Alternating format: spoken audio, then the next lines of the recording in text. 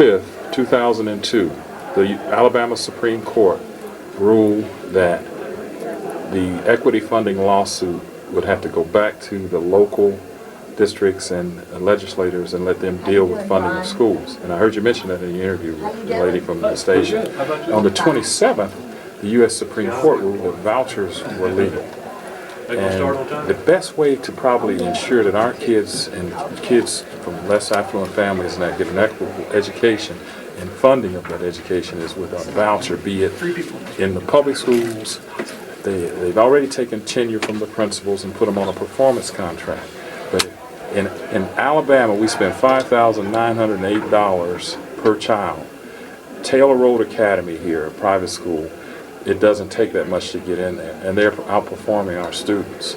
So money is always a problem, but to fund these schools, to give the kids in Haynesville Road and some of the poor schools a leg up, a voucher would be in order. I spoke to Representative Newton about it, and he agreed with me. Why don't we address this issue? And it's possible that the state of Alabama is in violation of their Supreme Court ruling, just like all the schools were challenged when Brown versus Board of Education came online. This might be the best way to fund our schools. Would you entertain the idea of at least looking at vouchers as a way of funding public schools? Yes, I would. In fact, I am so committed to making certain we make the best efforts we can to get the most out of our dollars so that our students can succeed. And I would not be opposed to looking at any proposal. And then I believe once we've had a chance to review them, you probably have done more research. Thank you for your comment. Hubbard, Humphreys, Hurst, Hyson, Jackson, Johnson. Hey, Mr. Crowley, how you making? They just doing a good crowd for you. Where you going?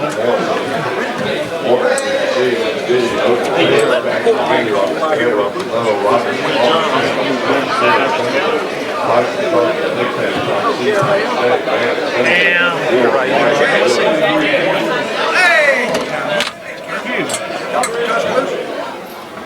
88 members having answered roll, the quorum is present, the House is ready to transact business, and the chair recognizes Mr. Venable of Elmore. Mr. Speaker, I move that resolution be excused for this legislative day. Members, now comes the gentleman, Mr. Venable. This is the first thing for sure discussion. All in favor of the motion, say aye.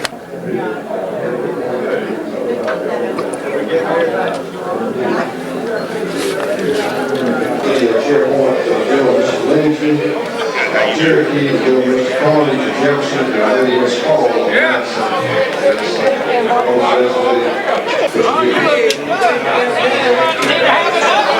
The gentleman to move that the rules be suspended and this resolution be adopted to address a joint session of the House and Senate of the House Chamber of Capital this evening at 6:30 p.m. All in favor of the adoption?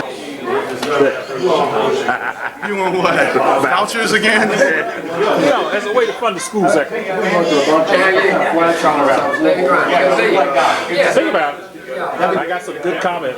Wait till you see them on the day. I'm going to recall it well. Everybody looks at sin taxes. I think the ultimate sin tax is gambling. Absolutely. Well, as soon as the government decides, they legalize the numbers. They legalized alcohol, rather prohibition didn't work. And Mayor Bright is trying to legalize drugs. Hello, David. He's buying them out of Canada. You notice that? Hello, David. David, most of the guys in the Montgomery delegation that I've got on record say that they would support a voucher system where the money would follow the students. What do you think about that? Where money would follow what? Follow the child. Money would follow the child. I'd like to hear more about it. Yeah. I think it sounds interesting. Yeah, thank you for your comments, sir. Yes, sir. Yes, sir. On June 5th, 2002, the Alabama Supreme Court threw out the equity funding lawsuit and sent it back to the local delegation to make sure that the schools were funded equitably. All right. On June 27th, 2002, the U.S. Supreme Court ruled that vouchers were legal. As we approach the 50th anniversary of Brown versus Board of Education, would it be fair to say that the Alabama State Board of Education is in violation of U.S. Supreme Court ruling and not issuing vouchers? Put that on your talk show. What would you? Now I got you on record. Now come on. I'll get back with you on that. I'll get back with you on that. Yeah, that's they're serving illegal. What do you think of vouchers? What, we're being interviewed again? Right up front with it, yeah. Oh, hello. Hello. Oh, yeah. And there's always this. Yeah. She wants to take her brother's gun away if he get a felony. Oh, really? Oh, yeah. She's got Democrats driven all off her. Well, they're all the same. Anyway, welcome aboard. Let's go upstairs. I got a bunch of people out here. Nobody wants to talk about vouchers. That's right. There's the funding of schools. Is this the 7th floor? Yeah. Is this where you get the thing? Yeah. Mike Butler to the left. I got to go upstairs. No, this is 6. That's a 6. Is this a 40? Dixon is referred to the Committee on Commerce, Transportation, and Utilities. Senate Bill number 49 by Mr. Penn is referred to the Committee on Agriculture and Forestry. Senate Bill number 50 by Mr. Penn is referred to the Committee on Governmental Affairs. Senate Bill number 51 by Mr. Penn is referred to the Committee on Governmental Affairs. Senate Bill number 52 by Mr. Ross is referred to the Committee on Health. Senate Bill number 53 by Mr. Ross is referred to the Committee on Rules for Assignment. Senate Bill number 54 by Mr. Ross is referred to the Committee on Governmental Affairs. Senate Bill number 55 by Mr. Ross is referred to the Committee on Governmental Affairs. Senate Bill number 56 by Mr. Ross is referred to the Committee on Veterans and Military Affairs. Senate Bill number 57 by Mr. Ross is referred to the Committee on Governmental Affairs. Senate Bill number 58 by Mr. Ross is referred to the Committee on Judiciary. Taxation Education. Senate Bill number 66 by Mr. French and others is referred to the Committee on Finance and Taxation General Fund.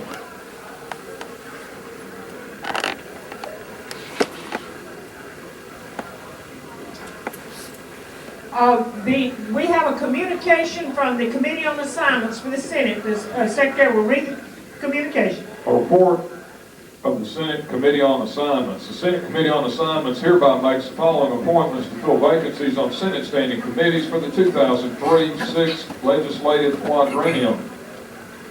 Banking and Insurance, Mr. Zeb Little and Mr. Steele. Committee on Business and Labor, Ms. Figures and Mr. Poole. Committee on Children, Youth Affairs and Human Resources, Mr. Denton and Mr. Means. Committee on Constitution, Campaign Finance, Ethics and Elections, Mr. Tanner.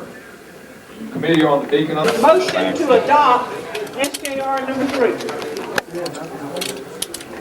Okay, first, Senator McLean asked that all senators' names be added as co-sponsors. Is there any objection?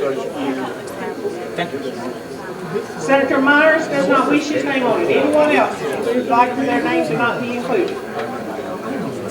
Okay, so moved. Now the matter before this body is the adoption of this SJR 3. All in favor say aye. All opposed, no. The ayes have it. SJR 3 is adopted. Senator McLean. Madam President, I have a SR. The desk will receive and read the SR. It's basically, it is the same resolution. I request unanimous consent. Yeah. Okay, the senator asked for unanimous consent to Homeland introduce out of order an SR. Is there an objection? Seeing none, so ordered. The desk will receive and read. Senate Resolution number 4 by Mr. McLean, urging the President of the United States to impose quotas on ductile iron waterworks fittings imported from China. Madam President, that's exactly the same as the SJR, and I move passage and ask that all senators be included as co-sponsors with the exception of Senator Myers. Okay, We're on the motion to adopt SR 4. All in favor say aye. All opposed no. SR 4 is adopted. Thank you, sir. Yes, sir. It's serious stuff. Huh? It's serious.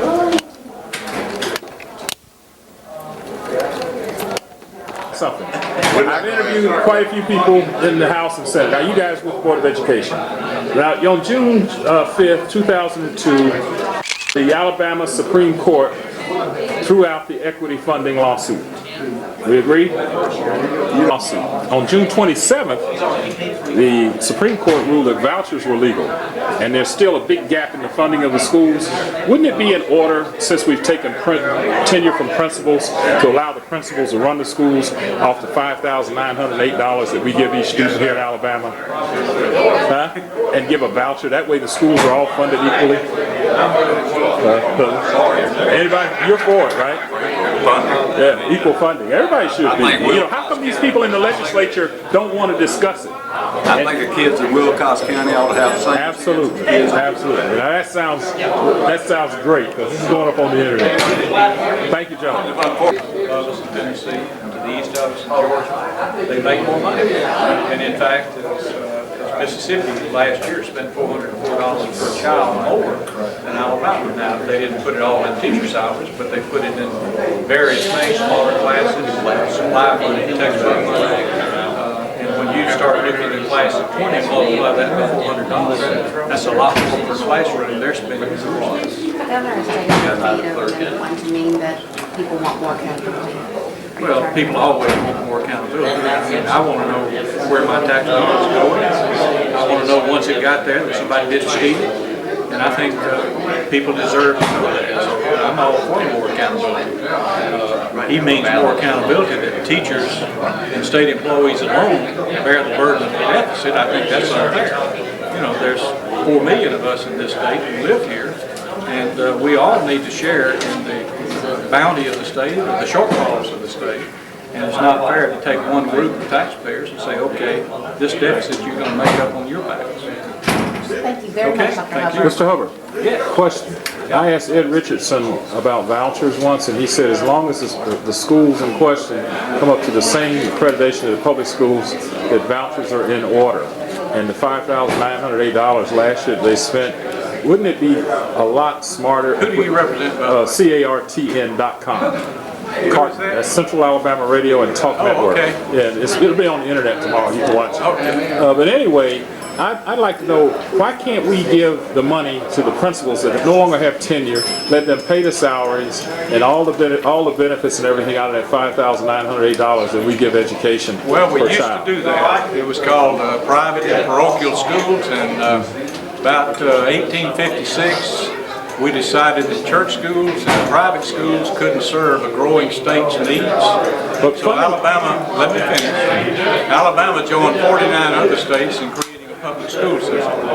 Okay, funding of the schools would be a lot more equitable since the Supreme Court threw out the equity funding lawsuit June 5th, 2002, and the U.S. Supreme Court that same year ruled that vouchers were legal. Would Alabama be in violation of that Supreme Court ruling by not providing the conduit for parents to get a voucher to put their place and have school choice? I don't recall the Supreme Court having spoken on that. But yeah, they ruled though that vouchers in Ohio. Public money ought to be spent for public education. Well, if you just did that with public schools and fund Patterson like you do Von Road, wouldn't it be better for those kids at Patterson? Public education ought to spend every dollar it gets equally on every child in the state. That's what the Alabama Supreme Court ruled in the equity funding lawsuit. Okay, now what about the U.S. Supreme Court? That's the court of the land, right? I believe the state of Alabama, education is a state function. Okay. The Alabama Supreme Court ruled that whatever state dollars were available had to be sent to every child on an equal basis in every system in the state. But it never happened. Yes, I believe you'll check.